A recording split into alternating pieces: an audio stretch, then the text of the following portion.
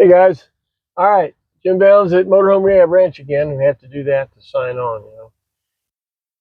It's all in. No, it's not in. I told you that I was going to go ahead and put the dash in by myself. Actually, it came out really, really well. You put the dash in, there's a screw on each side. One screw right here. That whole, there you go, let me show you. Right there. Okay. One there, and then there's one over here on the other side behind the dash. And that's what will hold the dash in place. Okay. Yeah, as you see, I put the back on it. The reason I did that, that holds it up too. That's extra strength. Okay. Now, again, this was a Mac dash. The way Mac dash is made, you'll take the whole dash and slide it in. You'll actually pull it out. Now, mine's not, because this is a plumber's dash. All right, so we got the donut in. I've got the wiper control. I've screwed that back into the two screws. Put the corner in there and the corner in here and pop it in. And there it is. Now, to hold that in, you got these perimeter screws all the way around the dash that you're going to put in. We put one in to hold it. Let's see. Yeah. I don't want to use a screw gun on dashes like this. It takes a lot more time. But I think that you get a better feel on what's going on if you do it by hand.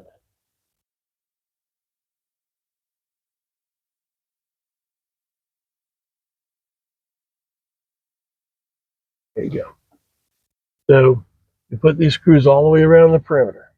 You know, the way my dash, I did it, all the gauges come out from the front. And then I can service them and slide them back in. Okay. Now, one negative, you don't have any control on the back. Hold it in there. You got to snap it in. Sometimes, see, you wrap it a little bit of tape to make it tight. And then this is your air ride. And these are two plastic 1/4-inch lines, and sometimes they don't want to line up for you.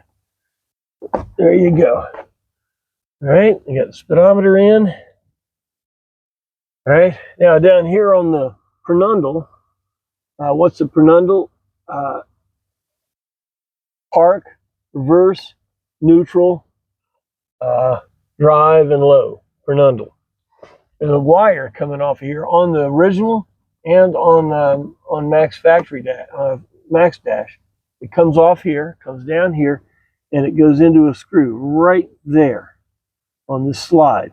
Then you slide this right here to adjust the indicator, right? So yeah, it's a real heavy duty control. There's a little string coming down to here. Okay, now, if you have a Mac dash, shell's on, pre-wired, and each panel's going in. Now, as you do that, you want to check each gauge, of course. Okay. Now, when Mac has, you have to use his senders because they're new gauges. So unfortunately, but a gauge is worth absolutely nothing if you don't have the sender to it, and you don't have part numbers. It's a real problem. And the manufacturer's hoping you just go out and buy another gauge. So when you change your dash and you get a new gauge, make real sure that if you take that gauge out, you take the sender out with it. Because the gauge is worth nothing without the sender. We were at the shop and we were trying to take apart some coaches, and the guys put all the dash apart, had all kinds of cool gauges, had no senders. Wasn't any good. So keep your sender with your gauge. All right, now, of course, I have Phytech in here. this is the FiTech control panel. And so I've made this little rig job here that this is the control panel. This is the early series. The newer ones are actually bigger and more intuitive and all that kind of stuff. But this is the first series. This is over 4 years old right here. And plug it in, you can see it fires right up. Now, like on, you can look at all of these things. You can look at, they got all this different parameters that you can look at. You can look at any one of 4 or any 4 of any of these all the time. I made a little bracket here. I hope it works. Yeah, I'm gonna hold my gauge right there. It's a phone holder. All right. So if you have a FiTech or Sniper or anything that has a control port, you may want to find a place in the dash if you're doing your dash. Like I could take this gauge out and man it real smart right there, but that's my air gauge, and I like that. I like all the gauges that I have, and I did this once before. I talked about gauges, but I think right now is a good time to talk about these again. You know, your the factory dash, speedometer, of course, gas gauge, of course, water temperature, and oil pressure. Those are the 4 that the automakers feel that you need, and I agree too. Okay, you need to know that it's getting hot or not. You need to know if you got oil pressure. You need to know if you got some gas. You need to know what speed you're going. Right? All right. Addition to that, I have a voltmeter. Because remember, if we go to a 1-wire alternator, we're not going to be using the alternator light to tell you it's not charging. You're going to have to watch your voltage. You want to have a voltmeter, okay? You also want to have a transmission temperature gauge, okay? I like to know what my transmission temperature is doing. I'm a flatlander. I'm not real good about, you know, watching hills and things like that. So when I'm in a hill, I drive the coach to what the transmission's doing, because the transmission temperature, the fluid pressure, will vary with work done. So if you have a transmission gauge, you can, when you start going uphill, you'll see this temperature start to spike when it has to work harder, because you know it's working. You can slow down and get the temperature to come back down. It's a good one to have. I like that one heads up, because that one really, when you're in the hills. My speedometer, cool looking thing, isn't it? Gold looking. I've been hanging on to that thing for years. It's a VDO. It's got an odometer on it. I really don't, you know, it's really pretty. I'm going to enjoy looking at that. Tachometer with a limit meter on it, limit stick where it turns in the middle. The reason I have that is I set this thing at 60 miles an hour. I set my RPM, my tachometer at 60 miles an hour. So I can just glance at the gauges, and if that red one is near that yellow one, I'm good to go. You can see it real easy. Rather than trying to, whoa, what's the speed say? You can just kind of look at that right there. Okay? Next thing is water temperature. Okay? This one is so important to me. This is a mechanical gauge, and it's a full sweep gauge too. Okay? Why mechanical? If everything blows up, I want to know how hot that motor is, and it's very accurate, more accurate. Gas gauge, whatever. We've already had enough talks about these. I like this one because it's black. I don't really notice it. Air pressure. I really feel you need to know how much air is in each airbag. When we were driving back from Utah, we blew an airline. Gauge went down immediately. I knew exactly what was going on. Okay, Also, on the new systems, where if you elect not to have a height control valve and a little bit of complication there, you can set your height, ride height, by your air pressure. Now, you say, well, why do you need two? It just comes up at a certain height. The coach isn't level. Remember, there's a generator on this side. I was talking to a guy last week. He took out his propane tank. So he's overloaded. So now the height control valve is going to offset for that. So you'll have different pressures on your gauge depending on how your coach is loaded. Okay, and then here, hand me my glasses with you. I can almost see good. Okay, and then the oil pressure gauge is an electric gauge, but it's a full sweep gauge, so I can really watch that a lot. I can see that it's right on to the right there, and illuminates nice and bright. These are the two gauges that tell me how to drive. This is your air and the other stuff over here. Drive with the gauges you like, but I think having a few gauges is a good thing, especially if you're not going to get anything else. I get a transmission temperature and a vacuum gauge. Why vacuum? Vacuum tells you a lot of things about your engine, how smooth it's running, how much power it has, and how much power you've used. And if there's a valve train problem, you can see with that. Now, you have an original dash. You say, man, I don't want to have all these gauges. You've seen it before. People got gauges hanging all over the place. I mean, like ailerons and everything else. You don't need all that. And if you want to keep it in the dash and looking good, let me tell you how to do it. On your original dash, between your speedometer and your instrument gauge, is enough room for two standard gauges like these, one right here and one right here.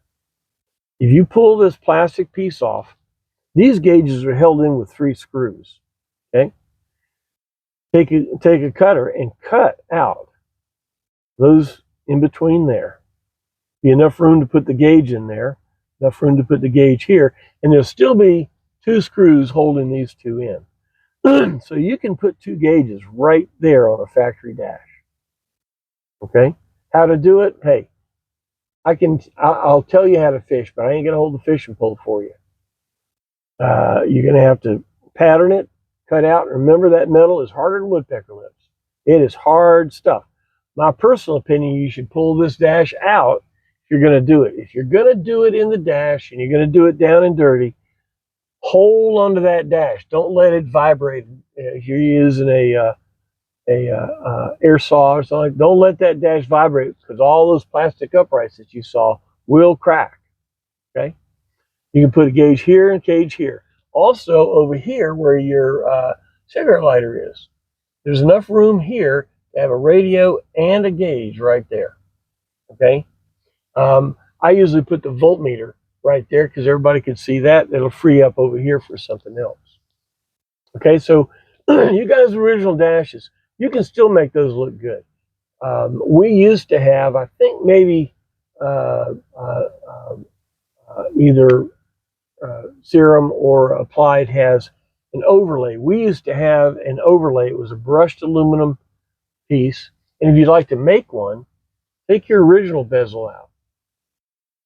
It usually has some beautifully stuck on vinyl, genuine wood grain looking stuff, right? Well, if you pull that piece off in one piece, pull it off real slow, use that as a pattern, you can make a really good looking dash insert and then put it right back on the plastic part, because the plastic part has little black or silver, depending on what you pay them, rings around each one of the gauges to make it look finished off. So if you take off that stick-on thing, make a pattern, make a piece like brushed aluminum. That was real popular. You put that on there, it'll really update your dash. Some people have done the inexpensive way of contact, the contact stuff. That'll work, but remember this, anything that's underneath there will telegraph. So if you're going to use the contact on there and cut it out and all that, make real certain that there's no bumps or anything underneath there, because it'll look terrible. If you're trying to make it look like brushed aluminum and it's got a bump in it, so that's not brushed aluminum. It's all a visual thing, and your eye is the most fickle part of this whole situation. Okay? You can see here, this is where I put in the steering column lowering kit that Mac has. You drop the column down about 1.5 inches right there, and when you sit here, hang on, let me get my seat up. You sit. Goes all the way from actually hitting your knee all the way up here where you're up here. So where it hits with that steering column lowering kit, real nice. Again, if you get one of Mac's Shell dash units, it's made to be used with the lowering kit. You don't have the option; it comes with it. He does sell these things separately, and you can see original dash with a lowering kit. Still does the same thing. It's very nice. I like it. There's a little bit of gap. You could put a little black insert in there or something, but that doesn't really bother me at all. Yes, you're going to have if you have a lower dash closeout down here, you're going to have to reshape that, recut it. I tell you what you do. If you look at it, you know, it's got the bump down here for the column. If you just cut both sides out, it will fit with 2 pieces up in here, and this will be cut right into that. If you just follow that cone shape on that original dash closeout, you can make it 2 pieces and it'll fit in there.